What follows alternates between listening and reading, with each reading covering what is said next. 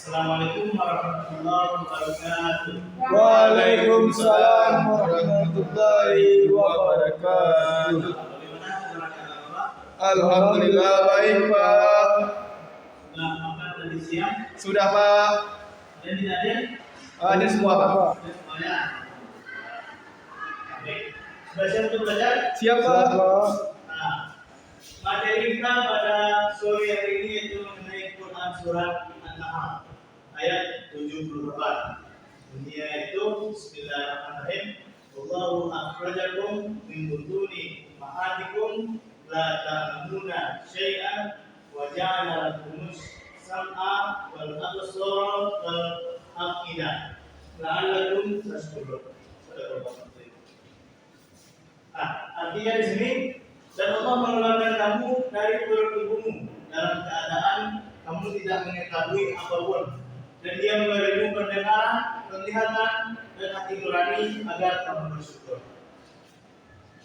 Nah, penjelasan dari ayat tadi itu ada beberapa poin. Yang pertama, ketika seorang anak dilahirkan ke dunia, dia tidak tahu apa-apa, betul? Betul. Yang kedua, dengan kekuasaan dan kasih sayangnya, manusia dibekali dengan atribut lengkap seperti pendengaran, penglihatan, dan hati serta akal pikiran yang nantinya akan berfungsi untuk mengetahui segala sesuatu yang sebelumnya belum pernah kita ketahui. Nah, tadi kan ada beberapa poin yang saya tuliskan Allah pada kita. Yang pertama yaitu pendengaran, indera pendengaran, yaitu telinga. Menurut dalam sebuah teori pendahuluan modern, bayi yang masih dalam kandungan bisa menangkap pesan yang disampaikan dari luar dan ia sangat peka. Jadi walaupun kita masih di dalam kandungan ibu kita dapat menangkap pesan dari luar dan kita peka akan hal itu. Sebenarnya hendaknya bayi yang ada di dalam kandungan sang ibu diperdengarkan ayat-ayat suci Al-Quran, kalimat-kalimat thayyibah agar akhirnya bisa disimpan sebagai ilmu pengetahuan bagi sang bayi. Karena sang bayi tadi bisa menangkap pesan dari luar walaupun masih di dalam kandungan, maka hendaknya disuarakanlah ayat-ayat suci Al-Quran ataupun kalimat-kalimat thayyibah ataupun perkataan yang baik supaya si anak tadi dapat menangkap dan menjadikannya sebagai ilmu pengetahuan. Nah, selanjutnya setelah manusia menyadari bahwa ketika lahir itu tidak ada satupun yang mengetahuinya, kemudian atas kemurahan hati Allah Subhanahu Wa Taala, Allah memberikan indera pendengaran, penglihatan, hati dan akal pikiran.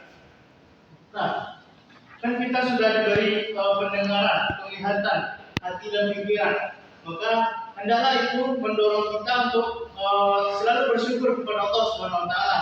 Jangan kita ingkar terhadap nikmat yang telah Allah berikan kepada kita. Nah, beberapa yang dapat kita terapkan untuk melalui Quran surat An-Nahl 78 tadi. Yang pertama, senantiasa mengakui kebesaran Allah dan yang telah menganugerahi kita pendengaran, penglihatan, hati serta pikiran. Jadi kita tidak boleh kufur terhadap nikmat yang telah Allah berikan dan selalu bersyukur. Poin kedua yaitu selalu bersyukur kepada Allah atas kenikmatan yang telah diberikan tadi. Seperti yang Bapak bilang tadi, kita tidak boleh melanggar aturan Allah. Kita harus tetap menjalani apa yang telah Allah perintahkan. Selanjutnya Quran surat Al-Baqarah ayat 30 sampai 32. Anak-anak Bapak bisa lihat sendiri. Dan kalau tidak jelas bisa dibuka Al-Qur'annya nanti. Nah, di Quran surat Al-Baqarah ayat 30 sampai 32 ini Allah menjelaskan bahwa yang pertama dialog antara Allah dengan malaikat. Apa kata malaikat?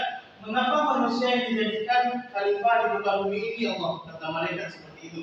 Nah, malaikat tunduk dan taat kepada Allah, tidak mungkin menentang kehendak Allah. Jadi pertanyaan tadi itu tidak semata-mata untuk menentang Allah, melainkan hanya mempertanyakan hal itu saja. Nah, Nah, selanjutnya khalifah atau Nabi Adam diajarkan nama-nama benda yang dijadikannya sebagai umum dari Quran surat Al-Baqarah 30 sampai 32 tadi. Nah, penjelasan ayat di ayat 30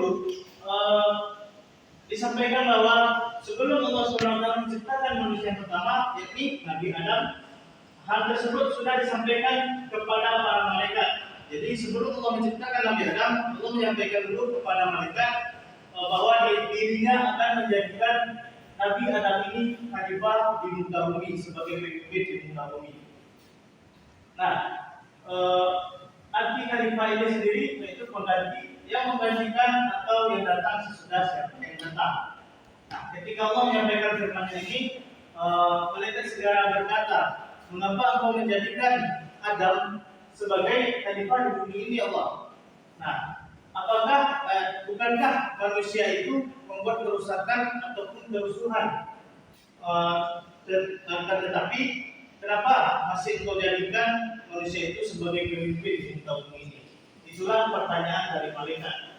Nah, bila dikaji dengan baik, pertanyaan dari malaikat tersebut seperti yang Bapak bilang tadi, tidak menentang Allah, tidak sama sekali menentang ketentuan Allah ataupun merasa keberatan dengan hal itu, melainkan Allah ini, malaikat ini mempertanyakan hal itu karena sudah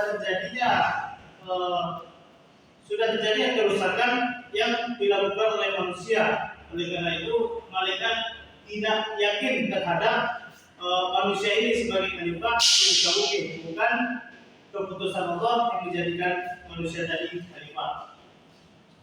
Nah, selanjutnya pertanyaan malaikat tersebut diasumsikan dalam beberapa hal. Yang pertama, menurut pengalaman, sebelum terciptanya manusia, ada makhluk yang membuat kerusakan dan menumpahkan darah. Yang kedua, malaikat berkata bahwa yang akan ditugaskan menjadi khalifah bukan malaikat, melainkan makhluk yang berbeda dengannya, yaitu manusia. Dan yang ketiga, karena khalifah ini mensyaratkan berbagai perselisihan dan penegak hukum, sehingga niscaya ada di antara mereka yang membuat kerusakan, perselisihan dan pertumpahan darah. Nah, sebenarnya masih seputar penjelasan ayat. Nah, di dalam ayat ini diketahui bahwa pertanyaan malaikat itu dijawab singkat oleh Allah. Apa kata Allah? Sesungguhnya aku, kata Allah, mengetahui apa yang tidak kamu ketahui. Dengan kalimat itu saja. Dengan kalimat itu saja Allah menjawab pertanyaan dari malaikat tadi. Nah, kita dapat pelajari, kita dapat rasakan bahwa jawaban dari Allah tadi itu karena kita sebagai manusia memiliki kelebihan, yaitu secara fisik dan ruh, termasuk di dalamnya ada nafsu, dan yang terpenting adalah kelebihan akal. Itulah yang menjadikan kita layak sebagai khalifah di muka bumi. Selanjutnya, dalam ayat 31 ada beberapa keistimewaan dan karunia Allah kepada Nabi Adam. Yang pertama, ilmu pengetahuan, dan yang kedua, kekuatan akal atau daya berpikir. Nah, selanjutnya yang ke-32, yang terakhir di pembahasan kita pada sore hari ini, yaitu dapatlah dipahami bahwa pertanyaan yang mereka ajukan melalui Quran surah Al-Baqarah ayat 30 tadi, yang malaikat bertanya tadi, merupakan suatu sanggahan dari mereka terhadap kehendak Allah Subhanahu wa taala. Bukan hal itu, bukan sama sekali, melainkan hanyalah sekedar pertanyaan untuk diberikan penjelasan. Setelah penjelasan itu diberikan dan setelah mereka mengakui kelemahan mereka, maka dengan rendah hati dan ketaatan serta mematuhi kehendak Allah, terutama dalam pengangkatan Nabi Adam sebagai khalifah. Nah, ini dia yang sangat penting dari pembahasan kita pada sore hari ini, yaitu perilaku yang dapat kita terapkan sesuai dengan Quran surah Al-Baqarah ayat 30 sampai 32 tadi. Yang pertama, senantiasa mendiskusikan segala sesuatu dengan yang lain sebelum diputuskan untuk melakukannya. Kita sebagai khalifah, kita sebagai pemimpin di muka bumi harus mengutamakan yang namanya diskusi, Jangan main hakim sendiri, jangan diputuskan sendiri. Utamakan yang namanya musyawarah. Dan yang selanjutnya yang kedua, senantiasa menerima dengan lapang dada kelebihan yang lain atas dirinya. Jadi kita tidak boleh iri terhadap orang lain, walaupun orang lain punya segalanya daripada kita tidak boleh iri akan hal itu. Nah, baik, sampai di sini ada pertanyaan? Tidak. Nah, baik. Kalau tidak ada pertanyaan, kita tutup pertemuan kali ini dengan bacaan hamdalah. Alhamdulillahirabbil alamin. Assalamualaikum warahmatullahi wabarakatuh. Waalaikumsalam warahmatullahi wabarakatuh.